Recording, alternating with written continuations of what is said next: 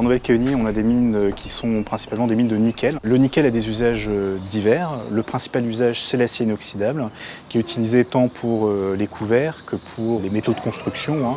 Il y a aussi des usages qui sont un peu plus technologiques, notamment les superalliages, qui s'emploient dans des conditions un peu extrêmes, soit de température, soit de pression. Alors en Nouvelle-Calédonie, les mines sont des mines de surface, qui ne sont pas exploitées en profondeur. Le minerai, c'est la terre en fait. Il y a une teneur rouge, c'est dû au fer qu'il y a dans ce minerai. Alors c'est pas le fer qu'on va chercher principalement, c'est le nickel. Mais le nickel ne se voit pas, c'est ensuite par les procédés de traitement qu'on va l'exploiter. Mon métier est conducteur d'engin. Ce qui me plaît, c'est de conduire les grosses gabarits comme ça. Tu as des pédales, tu as l'accélérateur, le frein et tout, le volant, la vitesse à passer, comme une voiture. Une petite voiture, tu regardes d'ici à là, et le camion, il faut bien regarder. Au tout début, quand j'ai commencé à prendre les camions, j'avais peur. Mais après, on fait attention, on regarde ce qui se passe autour de nous, quand on charge, quand on roule. Les petits engins, il y a des véhicules qui tournent tous les jours dans les chantiers. Chauffeur, là. C'est quoi pour le 200 litres?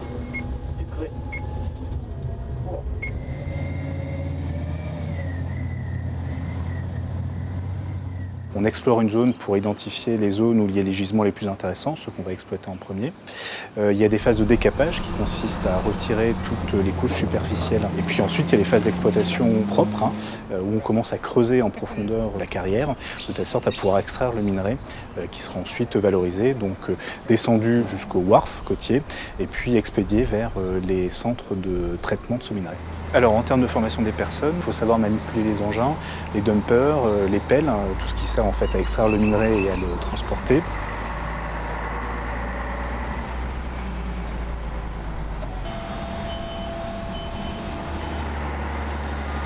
Nous sommes sur la côte est, à 150 km de Nouméa.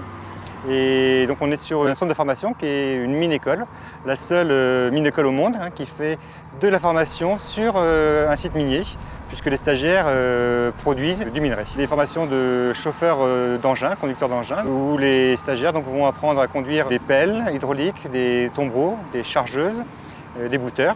Sur les mines les plus grosses, on est sur des dumpers 100 tonnes.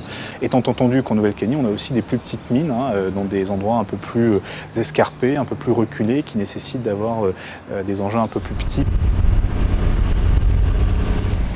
On apprend à nos stagiaires d'être beaucoup plus souples au niveau de la conduite. C'est aussi une façon de garder quand même une durée de vie pour nos engins.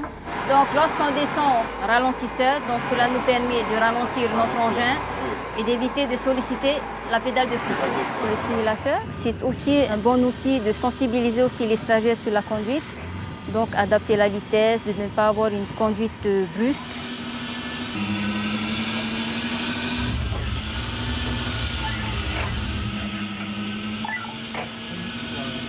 Les engins en eux-mêmes n'ont pas d'impact environnemental. Je dirais que c'est plus l'exploitation globale de la mine qui crée les impacts, principalement le décapage, donc la destruction d'espèces et puis les rejets de sédiments dans les eaux. On sensibilise nos stagiaires sur l'environnement, déjà au niveau de la pollution, au niveau des tribus des alentours. Si jamais l'eau elle coule n'importe comment, on pollue cette eau. Donc je leur explique qu'il faut respecter une certaine pente pour l'écoulement des eaux, pour que toute l'eau elle parte quand même dans les caniveaux. Réhabiliter, c'est de remodeler la mine et de mettre en place une gestion des eaux efficace pour éviter que justement les problèmes de pollution des criques aux alentours par les terres rouges. La deuxième action ensuite, c'est replanter, revégétaliser pour permettre une redynamisation de la végétation sur site. C'est un métier où il y a des dangers, conduire des engins qui sont avec des gabarits importants. Donc la compétence numéro 1, c'est la sécurité. Donc là, on vérifie toujours s'il n'y a pas un autre camion qui descend, toujours être vigilant, toujours regarder dans ses rétros, toujours mettre son clignotant. Tous les matins, avant de sortir avec nos stagiaires sur les chantiers, donc on fait un cadre de sécurité. Quand on rentre dans un chantier, toujours ralentir, penser aussi aux autres camarades qui sont à pied. Dès que les stagiaires sortent de la salle, port des OPI, ça c'est obligatoire. Une spécificité au niveau de notre centre, c'est que c'est zéro cannabis et zéro alcool. Chaque stagiaire, avant de monter sur mine, passe un test sur informatique pour voir s'il est suffisamment vigilant pour pouvoir conduire des engins. Et en cas de positivité, à ce moment-là, c'est arrêt définitif de la formation. Pour l'instant, la Nouvelle-Calédonie se situe à peu près au 6e, au 7e rang de production de nickel-métal. Mais avec la création des 2 grandes usines, on devrait passer dans les 3 premiers pays producteurs de nickel. globalement, le stagiaire qui a envie de s'insérer dans ce milieu-là trouve assez facilement. S'agissant de la main-d'œuvre, c'est vrai que la main-d'œuvre est majoritairement locale, en particulier au niveau de l'exploitation minière. Et dans la perspective d'exploitation sur le long terme des usines, ce qui a été recherché dès le début, c'est effectivement la formation des gens de Nouvelle-Calédonie afin de permettre demain qu'ils puissent gérer l'usine, la maintenir, la piloter et qu'on maximise l'emploi local au niveau de l'industrie minière.